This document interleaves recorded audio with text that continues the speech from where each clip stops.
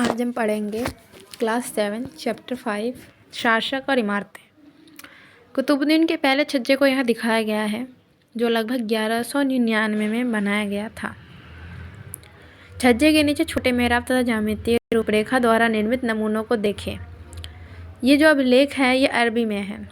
इसमें गौर करने वाली बात यह है कि मीनार का जो बाहरी हिस्सा है वो घुमावदार तथा कोणीय है, यानी कि ये इसकी संरचना बताई जा रही है। ऐसी सतह पर अभिलेख लिखने के लिए काफ़ी परिशुद्धता की आवश्यकता होती है। जो मीनार का हिस्सा है वो इतना घुमावदार और कोणीय है कि यहाँ पर लिखने के लिए काफ़ी परिशुद्धता की ज़रूरत है, काफ़ी मेहनत लगती है। सर्वाधिक योग्य कारीगर ही इस कार्य को संपन्न कर सकते थे। याद रखें कि 800 वर्ष पूर्व यानी आज से लगभग 800 वर्ष पहले कुछ ही इमारतें तथा पत्थर ईंटों की बनी होती थी। 8वीं और 18वीं शताब्दियों के बीच 8वीं से लेकर 18वीं शताब्दियों के बीच जो 1000 समय का कार्यकाल रहा है उसमें राजाओं तथा उनके अधिकारियों ने 2 तरह की इमारतों का निर्माण कराया था। 8वीं से लेकर 18वीं शताब्दी तक 2 तरह की इमारतें बनी हैं। पहली तरह की इमारत में सुरक्षित, संरक्षित तथा इस दुनिया और दूसरी दुनिया में आराम विराम की भव्य जगह थी। किले, महल तथा मकबरे थे। पहले में किले, महल और मकबरे आते। दूसरी श्रेणी में आते हैं मंदिर, मस्जिद, हौज, कुएं, सराय तथा बाजार जैसे जनता के उपयोग के लिए। यानी अगर हम पहले जो इमारत थी 2 तरह की थी, तो पहली तरह की जो थी वो थी सुरक्षित और संरक्षित, आराम और विराम की जगह थी। जैसे किले हो गए, महल हो गए, मकबरे जो होते थे वो आराम की जगह होती थी, समय व्यतीत करने की जगह होती थी। वहीं दूसरी तरह का जो इमारत होता था जो 8वीं से 18वीं शताब्दी के बीच में बना था वो होता था मंदिर, मस्जिद, हौज, कुएं, सराय, बाजार, जो जनता के उपयोग की चीज़ें हो गई। राजाओं से अपेक्षा की जाती थी कि अपनी प्रजा की देखभाल करें तथा प्रजा के उपयोग और आराम के लिए इमारतों का निर्माण करवाकर राजा उनकी प्रशंसा पाने की आशा करते थे। राजा से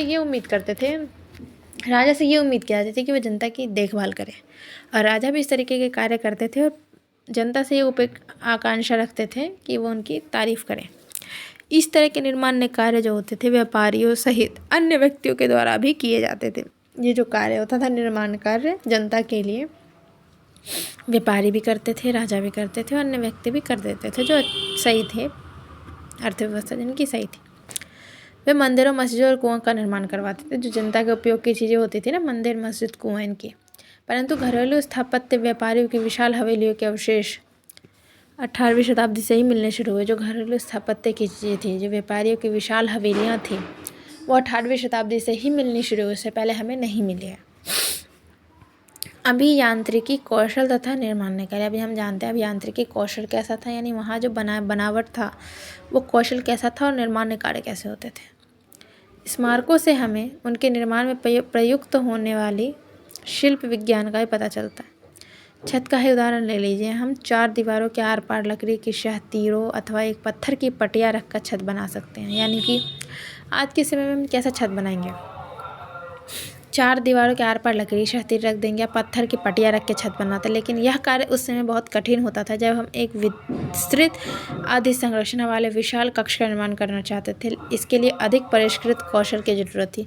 बड़े बड़े महल बनाए जाते थे उस समय में और इसके लिए बहुत अधिक कौशल की जरूरत होती। ये बात चलिए 8वीं से 18वीं शताब्दी के बीच की।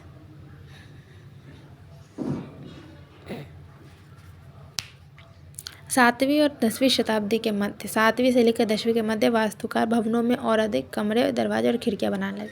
7वीं से 10वीं के बीच में कमरे, दरवाजे, खिड़कियों की संख्या बढ़ गई। छत, दरवाजे और खिड़कियां अभी भी 2 ऊर्ध्वाधर खंभों के आर पार एक अनुप्रस्थ तीर रखकर बनाए जाते थे।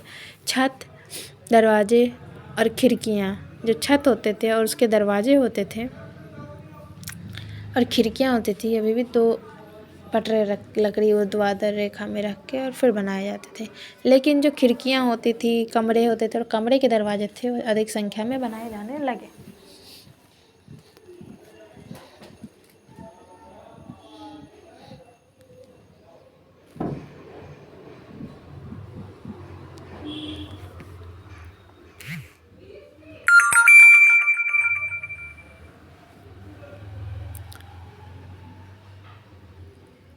वास्तुकला की यह शैली अनुप्रस्थ टोड़ा निर्माण कहलाई, जो ऊर्ध्वाधर खंभों के आर पार शहतीर रखकर बनाए जाते थे छत, खिड़कियाँ, दरवाजे। इसे बोलते हैं अनुप्रस्थ टोडा निर्माण। अनुप्रस्थ टोडा निर्माण, जो हम ऊर्ध्वाधर रेखा में रख के शहतीर को छतों का निर्माण कर रहे हैं, उसे बोलते हैं अनुप्रस्थ टोडा निर्माण। 8वीं से 13वीं शताब्दी के बीच मंदिर, मस्जिद, मकबरों तथा सीढ़ीदार कुओं से जुड़े भवनों के निर्माण में शैली का प्रयोग हुआ था। अब जो अनुप्रस्थ टोडा निर्माण शैली थी, अनुप्रस्थ टोडा निर्माण, उसका प्रयोग कब होता है? 8वीं से लेकर 13वीं शताब्दी के बीच में मंदिरों में, मस्जिदों में, मकबरों में तथा सीढ़ीदार कुओं से जुड़े भवनों के निर्माण में इस शैली का प्रयोग होता है।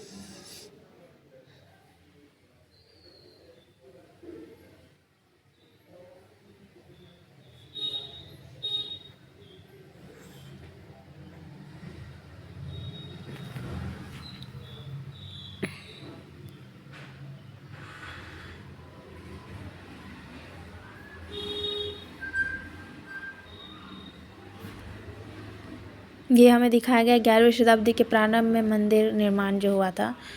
कौन सा है ये? चित्र 3 है, जिसमें शिव की स्तुति में बनाए गए कंदरिया महादेव मंदिर का निर्माण चंदेल राजवंश के राजा धंगदेव द्वारा हुआ था। 999 में किया गया था। समझे?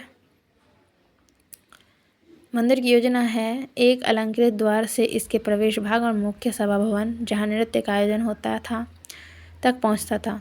प्रमुख देवता की मूर्ति मुख्य मंदिर में रखी जाती थी, जिसे गर्भगृह कहते हैं। धार्मिक अनुष्ठान इसी जगह संपन्न किए जाते थे तथा इसमें केवल राजा, उनका निकटतम परिवार तथा पुरोहित एकत्रित होते थे। खजुराहो समूह में राजकीय मंदिर सम्मिलित थे, जहाँ सामान्य जनमानस को आने जाने की अनुमति नहीं थी। ये मंदिर सुपरिष्कृत उत्कीर्णित मूर्तियों से अलंकृत थे।